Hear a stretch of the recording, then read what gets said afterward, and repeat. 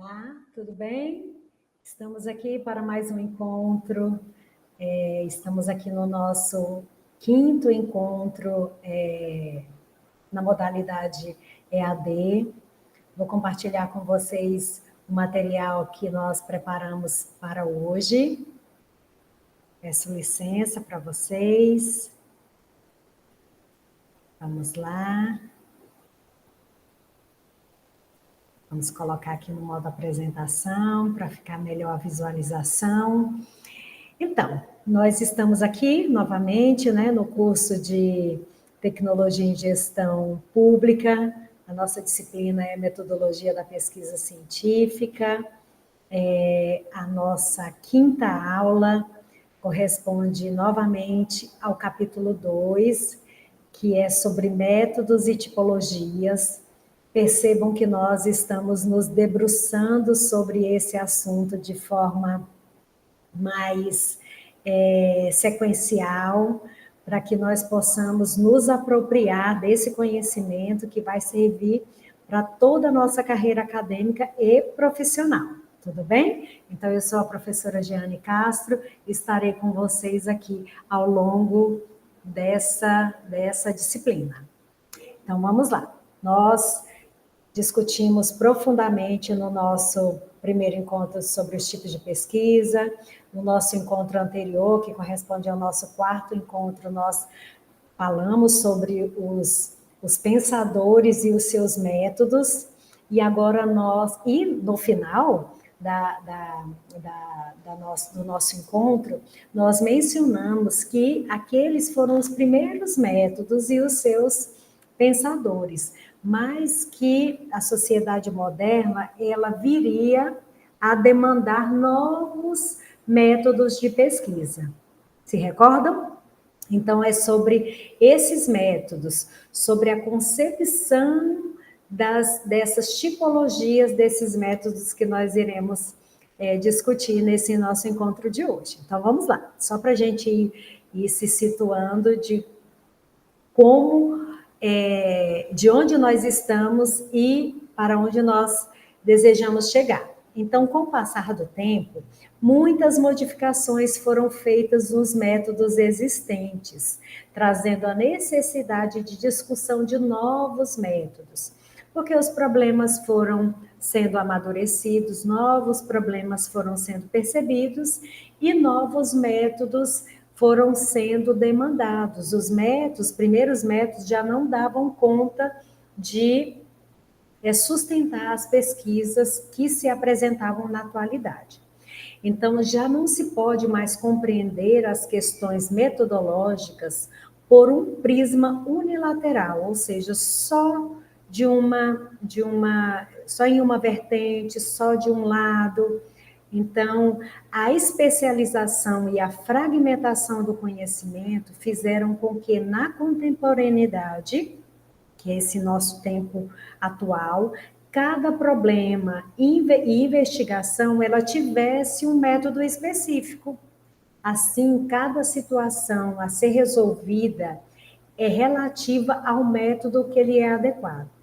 Tenho um determinado problema de pesquisa que eu quero desenvolver, eu procuro um método que dê conta de me dar as respostas para esse método.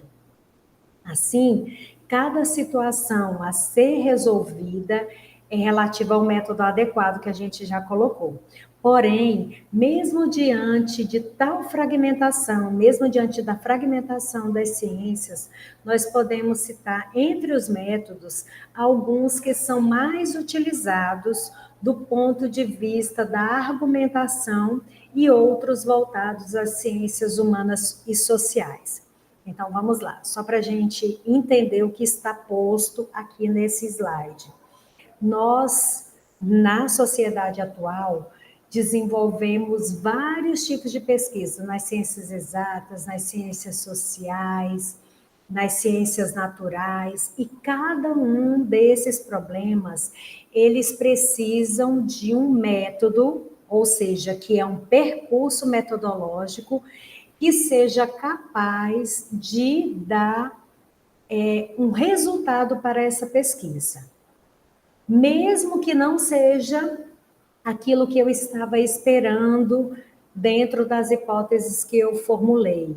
Esse método me conduzirá no processo a ser seguido na minha investigação. Então, um dos primeiros métodos que a gente vai estudar hoje é o método dedutivo. Vamos aí. Então, o método dedutivo, ele corresponde ao raciocínio dedutivo que parte de uma lei, de uma teoria ou de uma hipótese geral que é aceita por todos os cientistas, todos aqueles que estudaram sobre esse assunto, o qual é possível se obter conclusões particulares. Então, o método dedutivo parte de uma lei, de uma teoria, para explicar o fenômeno que eu estou investigando. Então, a dedução parte do raciocínio mais geral para o particular. Então, eu tenho aquela lei geral e vou estudar particularmente um aspecto desse fenômeno que ainda não foi estudado. Então, deduzir é comparar uma situação particular a uma teoria ou verdade geral, para concluir se aquele caso particular se encaixa na perspectiva geral. Então, todas as vezes que nós formos decidir por uma investigação, é muito importante escolher o método adequado. Então, se o meu objetivo é estudar parte de um fenômeno, considerando um aspecto geral, eu vou escolher um método dedutivo para a minha investigação. Tudo certo? Para alguns, a dedução é um raciocínio estéril, pois não acrescenta nada de novo ao conhecimento, apenas confirma se uma situação particular se encaixa em um princípio universal, o que não é verdade. Cada método tem o seu valor. Nesse caso, quando o meu objetivo é saber se um determinado fenômeno se encaixa num fenômeno geral, e ele tem o seu valor, esse tipo de pesquisa, eu opto por um método dedutivo, certo? Então, vamos lá, um exemplo que é uma lógica, né? Um pensamento lógico que explica o método dedutivo. Então, o método clássico aristotélico, ele tem uma famosa frase que ele fala: todos os homens são mortais. Sócrates é um homem mortal. Logo, Sócrates é mortal. Então, é uma lógica que eu pego o geral, se todos os homens são mortais, eu quero saber se Sócrates é um homem mortal. Então, eu falo que Sócrates é homem, e se homem é mortal, Sócrates é mortal. Então, é uma lógica que explica exatamente aquilo que eu pretendo nesse momento, que é localizar um determinado fenômeno, se ele faz parte ou não de um fenômeno geral. No estudo de animais, é muito importante esse método. O outro método é o método indutivo. Vamos lá. Podemos caracterizar a indução como um processo mental que parte de dados particulares, remete às conclusões gerais, as quais não estavam presentes nas partes examinadas. Então, vejam a diferença. A indução é diferente da dedução. A indução, eu parto do particular para identificar se ela faz parte desse todo, né? Na dedução, eu tenho uma verdade e vou verificar se aquele objeto particular se identifica com aquela parte geral. Já na indução, a lógica, o pensamento, o movimento é contrário. Então, o objetivo do método indutivo é fazer com que, por meio da observação de dados particulares suficientemente constatados, se possa chegar a conclusões cujo conteúdo é mais amplo que as premissas em que se baseiam. Esse texto foi descrito por Richthofen e Amaral, 2008. Então, o método indutivo Da mesma forma que o método dedutivo, o argumento indutivo se fundamenta em premissas. Lembra que o método dedutivo se fundamenta em leis e eu vou analisar o particular. Já o método indutivo, ele se fundamenta em premissas, em possíveis situações que depois vai ser constatada ou não. Porém, no primeiro é possível, no método dedutivo, é possível deduzir uma verdade já implícita na premissa maior. No método indutivo, somente é possível chegar a um conhecimento provável partindo das partes. Então, vamos analisar aquela mesma lógica de pensamento, só que a forma de raciocinar é diferente. Então, eu tenho várias premissas para conseguir comprovar depois a sua finalização. Então, lá. O pequiseiro é um vegetal que realiza fotossíntese. A laranjeira realiza fotossíntese. A roseira realiza fotossíntese. Logo, todos os vegetais realizam fotossíntese. Vocês conseguiram acompanhar o raciocínio? Aqui eu tenho várias premissas para se chegar a um determinado resultado. E no dedutivo, eu parto de uma lei. Eu tenho uma lei e eu vou só confirmar se aquela lei está ali atestando o resultado que eu pretendia. O método hipotético dedutivo, eu tenho algumas modificações que vão sendo feitas. Então, esse método ele tem suas bases teóricas a partir das ideias de Karl Popper, que pela primeira vez se falava em critérios de falseabilidade do conhecimento científico. Então, nesse método, ele vai verificar, existe uma lei, e ele vai, ao invés de simplesmente, como no método dedutivo, confirmar se ele faz parte ou não dessa lei maior, na hipótese eu vou testar falseando, ou seja, eu vou tentar saber se em algum momento aquele aspecto apresenta aspectos negativos. Ou seja, eu vou tentar falsear as minhas hipóteses para poder chegar no resultado. Então, segundo Marconi Lakatos, ele acredita que o conhecimento é absolutamente certo e demonstrável. Para ele, era um ídolo atestar que o conhecimento era absolutamente certo,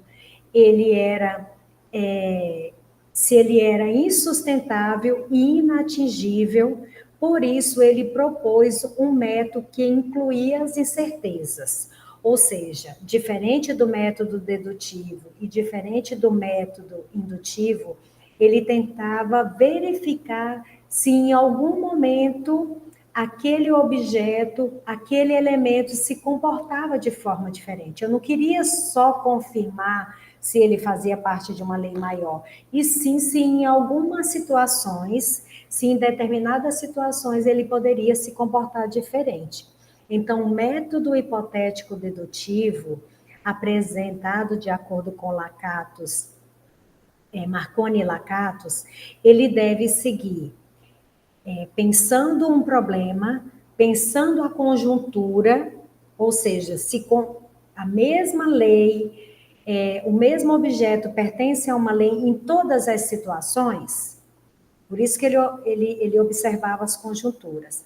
E depois ele tentava falsear essas situações. Se um objeto se comporta de uma forma no frio, ele se comporta da mesma forma no calor, ele se comporta da mesma forma no intermeio aí entre o calor e o frio, era esse o método É essa a lógica do método hipotético dedutivo. E nós temos um outro método, que é o método dialético, um método que eu vou tentar aí confrontar verdades, né? O termo dialética significa relação entre termos opostos, ou não, como esses termos se relacionam. A dialética tem o seu início com o pensamento de Heráclito e de Éfeso. Eles reconheciam que a realidade era um contínuo fluxo. Tudo se move, tudo se transforma. Então, é célebre a sua afirmação de que é impossível banhar-se duas vezes no mesmo rio. Em primeiro lugar, porque as águas que correm no rio não são as mesmas e também porque nós não somos os mesmos, pois acumulamos experiências que nos transformam a cada dia. Heráclito compreendia que o movimento era a passagem de uma realidade para o seu oposto. Logo, era impossível compreender a doença sem saber o que era saúde, compreender a escuridão sem saber o que era a luz, o quente sem saber o que era o frio. Eu não sei se vocês conseguiram compreender aí e acompanhar a lógica aí de pensamento dialético, ele sempre está aí confrontando duas situações. Para eu conhecer algo, é necessário que o seu oposto esteja ali apresentado. Então, essa lógica de não conhecer um objeto como se ele fosse único, verdadeiro e imutável, ele é confrontado nesse tipo de método. Então, se o meu objetivo é dialogar entre duas variáveis, é confrontar situações, confrontar pensamentos, é interessante que eu opte pelo método dialético. Ainda no método dialético, porque ele é mais próximo aqui da nossa realidade, do curso de gestão pública, Egeu, ele também reconhecia que a realidade era um processo contínuo.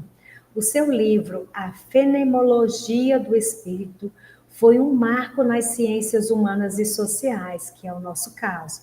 A realidade poderia ser compreendida porque era perfeitamente racional, mas não uma racionalidade estática, e sim dinâmica, em constante processo. Então, o seu método usado para compreender a realidade era dialética, era sempre analisar os fenômenos em movimento. A única forma para ele de aprender a realidade em sua totalidade, abarcando o afirmativo e o negativo, as coisas e a sua contradição, era que nós conseguiríamos dialogar e entender os fenômenos da atualidade ligado às ciências sociais e humanas. Então, Egeu desenvolveu a dialética em 3 momentos. O primeiro é que ele tinha uma tese, que seria uma afirmação inicial. Depois, ele tinha uma antitese, que seria a negação dessa tese. Então, ele iria testar a tese analisando o seu oposto. E depois ele tinha a síntese, que é o momento da união entre as partes opostas pela tese e antitese, em um todo único, em que são anuladas as imperfeições e se conserva a positividade de cada uma delas. Então, para eu analisar a totalidade dos fenômenos, eu não tenho que optar apenas por uma das situações, sol quente ou frio. Eu posso ver a relação entre elas e, inclusive, encontrar outros fenômenos que não essas dualidades. De acordo com Marconi e Lakatos, o método e métodos situam-se em níveis claramente distintos no que se refere à sua inspiração filosófica, ao seu grau de abstração, à sua finalidade mais ou menos explicativa, a sua ação nas etapas mais ou menos concretas da investigação e ao momento em que se situam. Então, essa é uma afirmação do que seria uma síntese desse método hipotético dedutivo. Então, assim, o método se caracteriza por uma abordagem mais ampla, ou melhor dizendo, se comportaria como um método de abordagem já visto anteriormente, que é o método dedutivo, o método indutivo, o método hipotético dedutivo e o método dialético.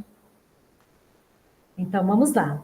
Optou-se esse material aqui, além desses métodos que vocês já viram, que a gente acompanhou, o método dedutivo, hipotético dedutivo, indutivo, nós temos uma amplitude de pesquisas, de áreas do conhecimento, que é importante pelo menos a gente saber que existem inúmeros outros métodos. Eu vou passar rapidamente para vocês, porque pode ser que vocês, em algum momento da vida acadêmica e profissional de vocês desenvolvam pesquisas lá no mestrado, lá no doutorado, lá na especialização, que não sejam especificamente esses que já foram apresentados.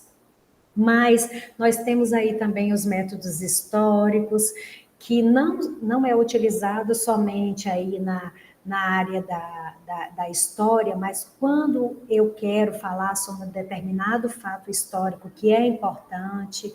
Eu tenho métodos comparativos quando eu quero comparar duas variáveis ou mais.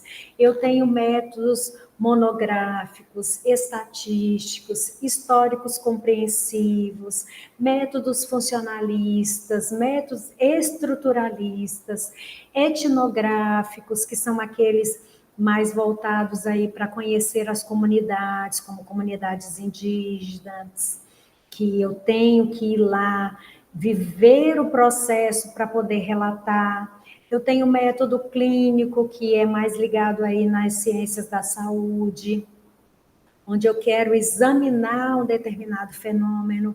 Então, percebam que cada um desses métodos, ele é utilizado por uma determinada área ou para examinar um determinado fenômeno. Então, nós voltaremos a essa discussão também na próxima aula e nós identificaremos os tipos de pesquisa e os seus delineamentos.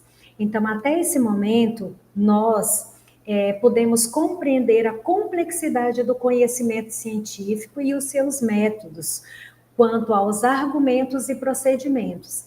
Embora vocês não tenham a disciplina de TCC, em cada um dos trabalhos que você for desenvolver, pode seguir essa lógica de pensar o tema, pensar o objetivo, pensar o problema, pensar a metodologia, qual será o método que você vai utilizar que consiga dialogar com o seu objeto de pesquisa. Tudo bem?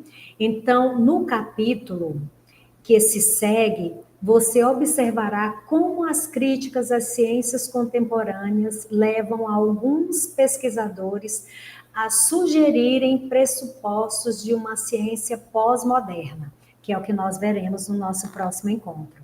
E aqui eu me despeço de vocês, pedindo para que vocês possam acessar o nosso material, a apostila, ler com calma tudo aquilo que foi apresentado de forma mais ampla. Aqui é um aspecto mais dialogado, mas vocês podem fazer a leitura, realizar as atividades, participar do fórum. Se vocês quiserem conhecer mais profundamente algum daqueles métodos, vocês podem colocar essa discussão no fórum e a gente pode ampliar aí esse aspecto do conhecimento. Combinado? Então, estejam prontos para o nosso próximo encontro. Um forte abraço para vocês.